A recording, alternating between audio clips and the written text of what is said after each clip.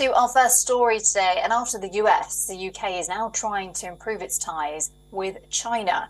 The UK Foreign Secretary James Cleverly has met with the Chinese Vice President in Beijing today.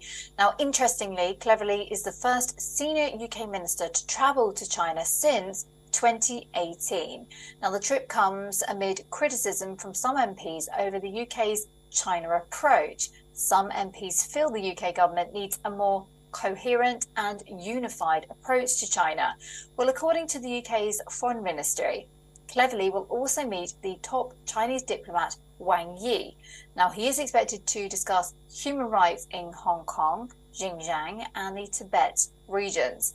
Along with these, Cleverly may also discuss cybersecurity, the Ukraine war, and rising tensions in the South China Sea.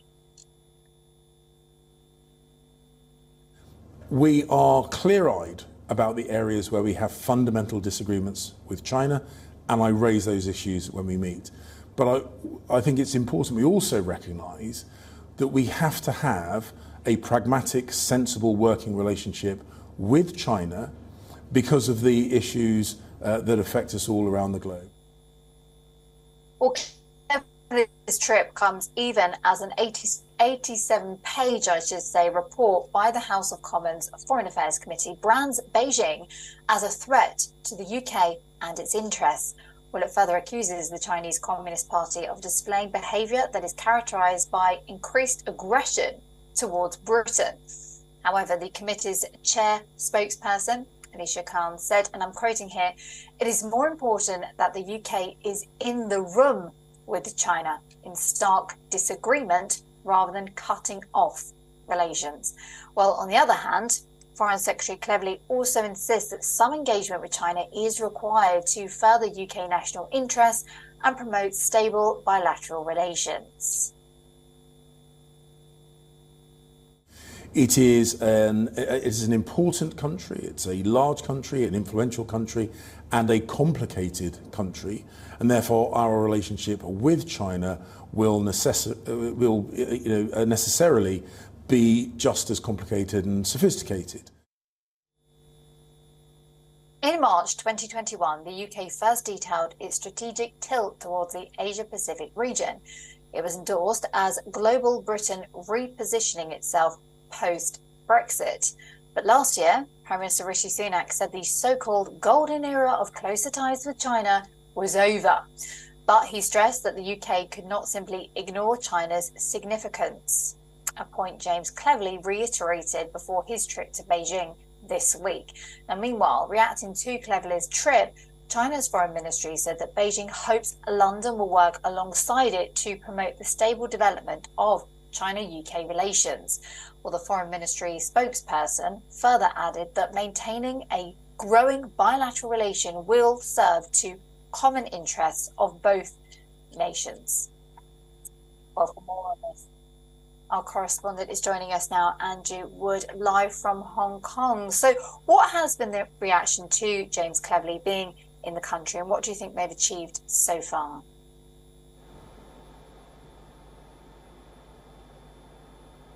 Well, it's only the first day, so the very fact, I think, that James Cleverly is there is a major achievement. Remember, as you were saying earlier, he's the first senior minister from the UK to visit China for 5 years, and an awful lot has happened in that time. So the fact he's there is good. Remember, he was actually supposed to be in China back in July. He was supposed to visit, but then the Chinese foreign minister mysteriously disappeared. He wasn't seen in public for about 4 weeks, and then it was announced that he'd been replaced and no explanation was given. So that's why this has been delayed. I mean, America, I think that perhaps the UK is learning here a bit from the United States. The United States is perhaps a little bit more antagonistic, a lot more antagonistic perhaps than the UK is to China at the moment. But you've seen over the past, 2 months, 4 very senior American politicians, starting with the Secretary of State, Antony Blinken, and finishing today with Gina Raimondo, who's the Commerce Secretary. They've all visited China. They've all tried to improve relations. Nobody, I think, either the Americans or in this case the British, are really expecting a massive breakthrough in relations as a result of those American visits or this visit by the UK Foreign Secretary. But it's a start, and as Mr. Cleverly said, it's better to be in the room talking than perhaps just ignoring people and saying that you don't want to do business with them because you don't like you don't like their political or ethical stance. Well, it's certainly going to be an interesting visit, and we are watching very closely. Andrew Wood, thank you so much, reporting from Hong Kong on James Cleverly's visit to Beijing. Well, we're going to stay with the topic just now. We're joining us just now, Dr. Nigel Fletcher, the political analyst and commentator, joining us live from London. So what do you make of James Cleverly's approach to China? It's very difficult because he wants to make it clear that Britain is not on the same page as China when it comes to human rights, when it comes to our stance on Russia's invasion of Ukraine. But at the same time, China is a huge powerhouse, will one day be the biggest economy in the world. We need them to be our friend as well. Well, yes, quite. This is the balancing act that I think that Britain is trying to navigate at the moment, and it's not without controversy. I think the domestic political impact in the UK is quite significant. We are seeing growing numbers of Conservative MPs openly expressing their disagreement with attempts to open up better relations with China.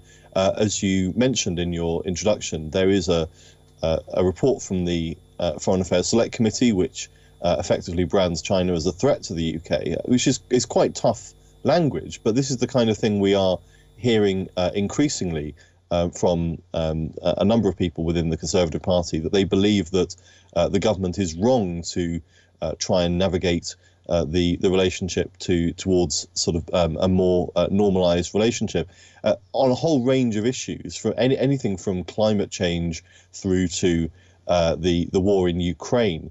China really is on the other side of the argument, really, I think is what they're saying. And with all of these things being the case, trying to pursue greater trading links and economic ties, clearly that has benefits to the UK economy post-Brexit, but that has to be balanced with a principled view of Britain's strategic foreign affairs interests. So that's the argument that's going on. And as I say, it's interesting that what was first a fairly small group of Conservative MPs who were sort of openly defying British foreign policy over this and calling for a more hawkish approach, that number does seem to be growing.